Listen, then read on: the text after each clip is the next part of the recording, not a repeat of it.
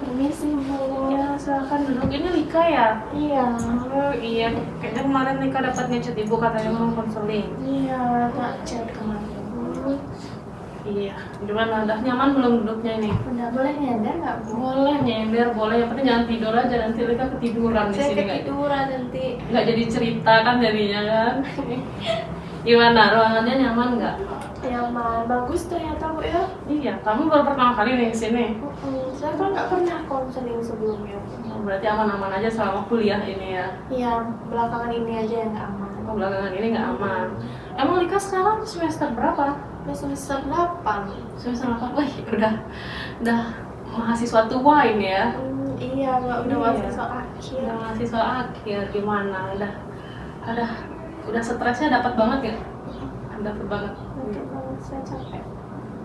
Gimana skripsinya aman? Skripsinya aman, sekarang aman. Udah ACC sidang skripsi Bu, mungkin minggu depan ujian skripsi. Widih, cepet juga ya ternyata ya. Teman-teman yang lain gimana? Kalau teman-teman sih baru angkatan Lika tuh Lika sama teman sih Bu berlima yang ujian sidang. Yang lainnya udah ada yang proposal, udah sama bimbingan sudah. Iya, semoga dilancarkan deh semuanya ya. Semoga.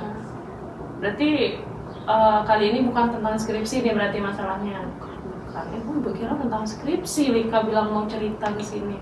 Bukan Bu. Oke deh. Oke.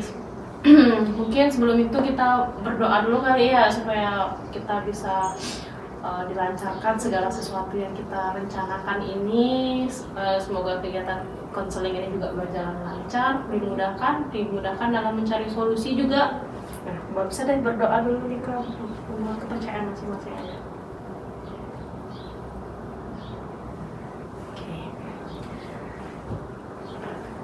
Oke, jadi karena Lika belum pernah nih melaksanakan konseling sebelumnya, betul? Jadi mungkin secara nggak gini juga Lika sebenarnya sudah tahu ya beberapa part-part dalam konseling. Di sini mungkin Ibu akan menjelaskan sedikit terkait tentang asas konseling. Di sini setelah Lika masuk ruangan konseling, ini namanya konseling ruang konseling individu ya. Oke, jadi kita sedang menjalankan konseling individu yang dimana hanya ada satu konselor yaitu Ibu dan satu konseli yaitu Lika. Oke, di sini ada namanya tuh asas kerahasiaan yang dimana saat Lika mulai masuk ruangan ini dan mulai bercerita tentang masalah yang Lika hadapi, di sini kita akan menegakkan asas kerahasiaan yang dimana cerita yang Lika ceritakan nanti hanya kita berdua aja nih yang tahu, nggak akan tersebar keluar dari pintu ini. Jadi dijamin aman 100% untuk masalah Lika.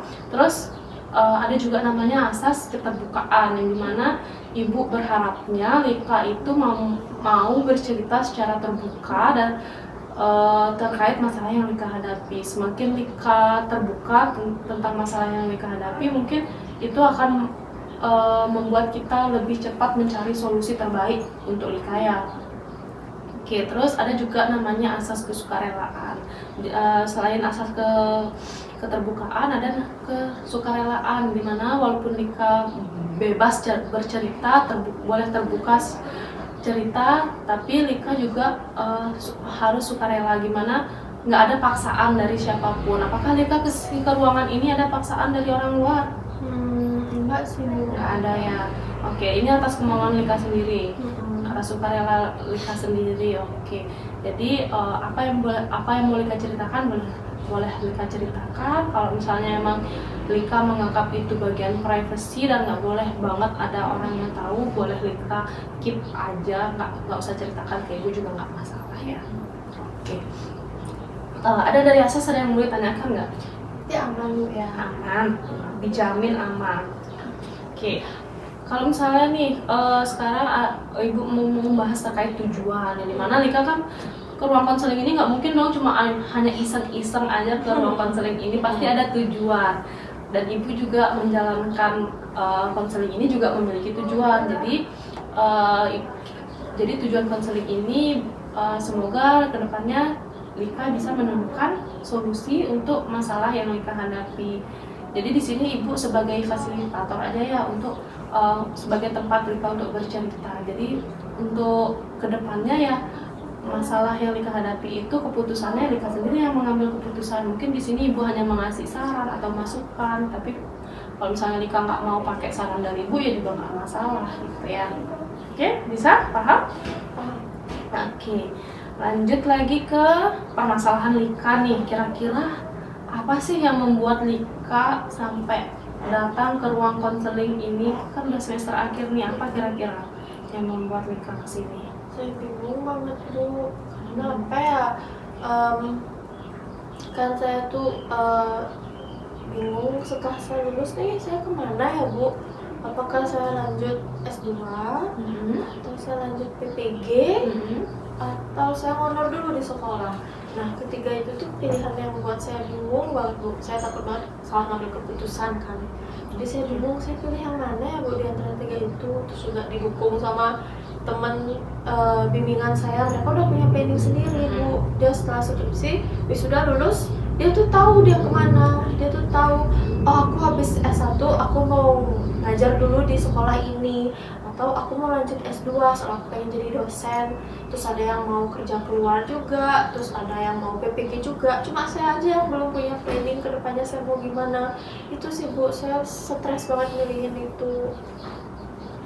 Oke, jadi selain dari faktor itu ada nggak faktor lainnya gitu yang membuat kamu benar-benar merasa tertekan, membuat kamu benar-benar merasa takut? Kalau faktor lain ada sih Bu.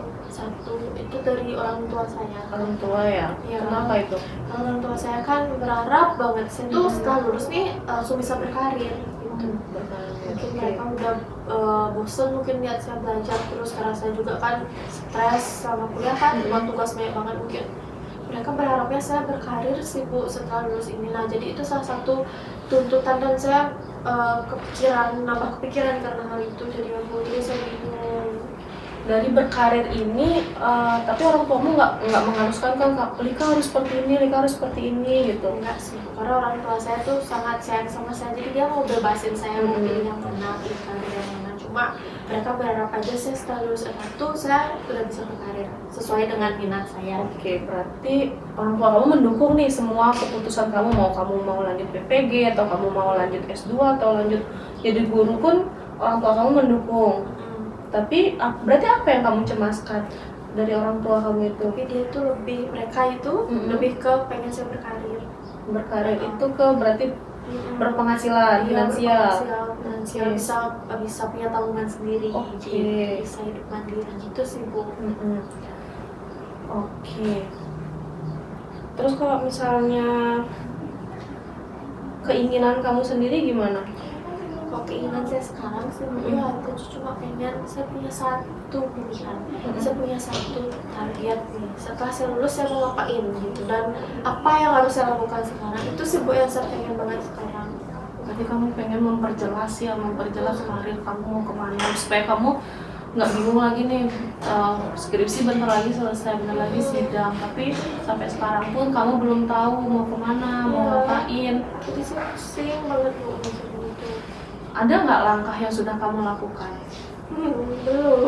Belum ada? Iya, belum ada Bu, cuma sebatas di pikiran saya aja, tapi belum saya realisasikan. Jadi saya bingung Bu mulai dari mana. Oke, jadi Bu sekarang tahu nih masalah kamu itu sebenarnya ada di pikiran kamu. Oke, coba sekarang kita fokus, kita pindah dari yang hanya berpikir, coba kita mulai untuk bertindak nih, ya kan?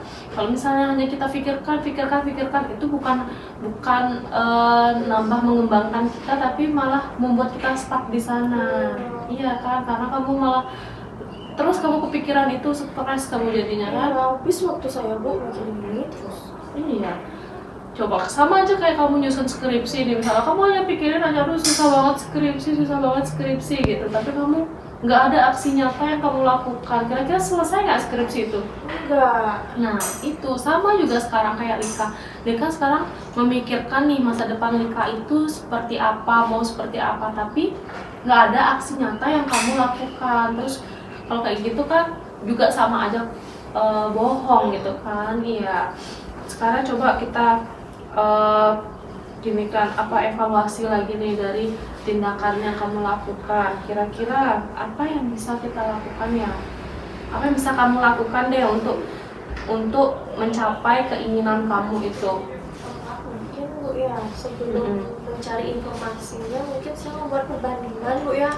Jadi biar saya ada gambaran S2, PPG sama honor itu kelebihannya apa aja dan kekurangannya apa aja. Jadi saya bisa pilih dari yang lebih menguntungkan dan lebih banyak manfaatnya buat saya gitu sih. Mungkin saya buat tabel perbandingan kelebihan dan kekurangan di masing-masing ketiga pilihan itu sih Bu.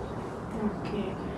Kalau untuk cari-cari informasi udah pernah kamu lakukan belum? Belum ya? Belum. Belum. Berarti kamu emang akhir-akhir ini emang kamu sibuk skripsi, selain sibuk skripsi dan sibuk berpikir. Iya, karena saya sibuk skripsi juga Bu. Jadi belum sempatnya. Iya, coba deh kamu buat deh dulu sekarang. Misalnya kamu buat tabel nih tentang PPG, tentang honor ataupun S2. Kamu coba lihat dari ketiga ini, kamu tulis aja semua masing-masing ini ada kelebihan dan kekurangannya. Yang mana menurut kamu lebih cocok di kamu, yang mana menurut kamu lebih banyak kelebihannya, lebih banyak membuat kamu menuju karir kamu sebenarnya gitu kan. Coba Ibu tahu kok sebenarnya kamu itu bisa loh Lika, cuma mungkin gara-gara kamu terlalu perfeksionis ya. Kamu sebelumnya perfeksionis gitu nggak? Iya, saya tipikal orang yang gitu. Iya. Iya, pasti kamu tipe-tipe orang yang mikirin banget secara matang rencana-rencana itu. Iya, Bu. Itu sebenarnya udah bagus sih Lika, cuma mungkin sekarang ditambahin lagi deh sama aksi nyatanya. Jangan hanya kamu pikirkan saja, tapi kamu juga bisa cari-cari informasi, bisa kamu lewat media sosial kan sudah banyak itu informasinya kan. Iya, bisa kamu cari di sana. Kalau misalnya emang kamu mau PPG atau kamu mau honor atau mau S2, itu kamu bisa cari informasi kelebihan kekurangan banyak, apalagi di TikTok itu ya. Kalau nggak salah Ibu sering lihat di TikTok itu banyak loh itu informasi. Saya suka sih scroll TikTok sama buat TikTok, tapi belum pernah sih Bu untuk cari informasi. Mungkin nanti saya coba Coba, itu harus dicoba biar nggak kamu tertekan sama pikiranmu sendiri. Kamu kayak gini cemas nggak kira-kira? Iya, cuma saya stres, capek saya mikirin ini jadi apa. Iya, coba deh besok ya mulai sekarang deh coba diginiin, dilihat-lihat informasinya. Soalnya kan kalau misalnya kamu memang berminat ke PPG itu, setahu Ibu tuh juga tahapannya itu banyak loh. Banyak. Iya, tahapannya tuh lumayan, tahap seleksinya itu. Jadi kamu nggak aku mau PPG, belum tentu kamu diterima gitu kan. Jadi coba kamu harus persiapin juga dari sekarang. Setahu Ibu tuh tahapan seleksinya itu ada 3. Banyak Bu ya? Banyak. Iya. Yang pertama tuh ada tahap administrasinya, itu tuh banyak juga loh tahap-tahapan. Jadi administrasi aja banyak banget. Terus kalau misalnya udah lolos, baru kamu lanjut ke UTBK. UTBK-nya itu lumayan lah ya, soal-soalnya juga harus dipelajari juga. Terus kalau udah lolos itu baru bisa lanjut ke tahap wawancara. Tapi kalau misalnya kayak gitu, kalau kamu nggak siapin dari sekarang kan takutnya kamu kelabakan. Iya, benar Bu.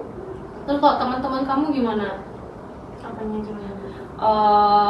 Sudah dia gini ada yang bekerja kah atau masih menyusun juga sama kamu, atau dia tapi tadi kamu bilang mereka sudah punya gini ya rencana ya? Kalau kerja sih belum mereka, Bu, karena kita kan seangkatan ya. Belum sih wisuda. Cuma mereka udah punya planningnya sih Bu, semua, hampir semua temen sih yang saya tanya udah punya planningnya mau gimana ke depannya gitu sih Bu. Terus kalau menurut keinginan kamu sendiri nih, kamu lebih condongnya tuh kemana sih? Mungkin saya tadi berbincang-bincang sama Ibu ya, sama harapan orang tua juga. Mungkin saya lebih ke honor dulu deh Bu, mencoba untuk ngajar dulu di sekolah biar nambah pengalaman juga, sama bisa dapat penghasilan juga. Iya sih, bagus sih juga kalau misalnya memang ngomong honor gitu ya. Selain kamu nambah pengalaman juga nambah juga kan relasi kamu kayak gitu kan. Bisa juga kamu bertukar pikiran sama guru-guru senior di sana kayak gitu. Kayaknya bakal banyak kok juga ada bukaan loker lowongan kerja. Kan karena ini udah mau akhir semester. Coba aja cari-cari informasi. Banyak kok itu informasi di media sosial. Kalau kayak gitu coba tanya juga ke cutting gitu. Kalau misalnya ada kok kayaknya cutting kemarin yang ikut PPG pajak itu. Gitu. Siapa ya Bu namanya? Duh, ibu lupa lagi siapa ya namanya, itu ada lumayan loh dari kampus kita ini sekitar 7 orangan yang ikut. Oh, banyak Bu ya. Lumayan. Saya tanya ke Katin Bu ya. Iya, coba deh kamu tanya-tanya kan, siapa tahu menambah referensi kamu juga kan. Yang udah kerja kan juga banyak tuh kating-kating kamu tuh kayaknya di sekolah swasta itu. Oh gitu ya. Iya. Saya kurang tahu Bu. Ya nanti Iya. coba saya sambil chattingan sama Katin. Iya, coba kamu tanya-tanya deh dulu yang mana yang minat kamu. Ya, semoga ibu berharap juga kamu kedepannya sudah bisa menentukan nih kamu mau melangkah kemana, sudah mantap sama langkah dan tujuan kamu kemana ya. Nah, ibu yakin kamu bisa kok. Iya. Iya, semoga Bu ya. Iya, jangan terlalu dipikirin lah kayak gitu-gitu itu kan. Lebih baik kamu ya udah jalani aja, mengalir seperti air gitu. Ya. Oke, ada yang mau lagi ditanyakan? Udah enggak sih Bu. Mungkin nanti kalau saya bingung boleh kesini lagi kan Bu ya. Boleh, kalau misalnya memang kamu mantap mau ke sekolah, habis itu terlalu banyak di sekolah yang mau merekrut kamu jadi guru gitu kan, boleh cerita ke ibu. Yang mana ya Bu ya, ini sekolah mana yang lebih bagus ya untuk saya kayak gitu. Oke, jadi ibu simpulin dari hasil konseling kita hari ini, berarti kamu itu awalnya adalah kebingungan untuk menentukan karir masa depan kamu seperti apa, kayak gitu kan. Terus kamu bilang kamu punya 3 pilihan, yaitu ikut PPG, guru honorer, atau S2. Mungkin terus langkah yang akan kamu lakukan yaitu kamu akan membuat tabel dulu nih. Untuk langkah kecilnya aja deh dulu, langkah sederhananya kamu akan membuat tabel perbandingan antara ketiga pilihan tersebut, yang mana dari ketiga pilihan itu yang mana lebih banyak kekurangan, yang kelebihannya kamu tulisin di tabel itu. Terus kalau misalnya memang kamu berminat mau mendaftar jadi guru honorer, boleh kamu cari-cari info lokernya dulu. Kalau misalnya mau PPG, boleh dilihat-lihat media sosialnya kapan pendaftarannya ya. Iya, dan yang paling penting itu adalah kamu selesaikan dulu skripsimu biar kamu lulus dulu dari sini. Habis dari sini saya ada rencana mau buat skripsi sih Bu sama temen. Soalnya banyak tuh kating-kating kamu tuh kemarin, dia gara-gara fokus sama karirnya itu jadi lupa sama skripsinya kan. Jangan sampai kayak gitu, kan kasihan juga, udah mahal-mahal S1 kayak gitu kan, udah tinggal sedikit lagi loh. Iya benar. Kira-kira kapan nih kamu wisuda? Sidangnya? Kan sidangnya minggu depan. Minggu depan. Habis itu mungkin saya udah targetin revisinya, mungkin saya 1 bulan paling lama sampai berkas yudisium. Mungkin doain Bu ya, Maret ini saya udah wisuda. Iya. Nanti Bu datang ya. Ibu kan datang nanti kalau misalnya wisuda itu kan. Tapi kan kadang ada dosen yang nggak datang soalnya Bu karena berhalangan hadir. Tapi Bu hadir ya. Hadir. Nanti kita fotoan ya Rika ya. Oke. Nanti bawain saya buket bunga Bu ya. Iya, tenang, warna pink. Ya warna pink. Oke. Saya suka warna pink. Iya, ibu udah tahu dah kamu suka warna pink. Oke, makasih Bu ya. Iya. Oke, jadi sebelum kita tutup nih layanan ini, ada yang mau kamu tanyakan lagi? Udah selesai. Ada, oke.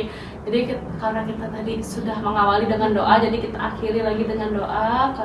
Karena berkat yang di atas, kita bisa menjalankan kegiatan konseling ini dengan baik. Kita bisa menemukan solusi yang baik juga untuk kamu. Bisa kita tutup dengan doa. Oke. Sudah Rika? Oke, semangat ya, semangat terus. Jangan cuma dipikirin, kamu harus bertindak juga. Aksi nyatanya juga harus dilihatkan. Semangat pokoknya. Gitu Oke. saya pamit Bu Iya. ya. Mau buat skripsi dulu. Iya, hati-hati ya. Selamat pagi Bu. Pagi Rika. Ya, semangat, Bu. Semangat juga.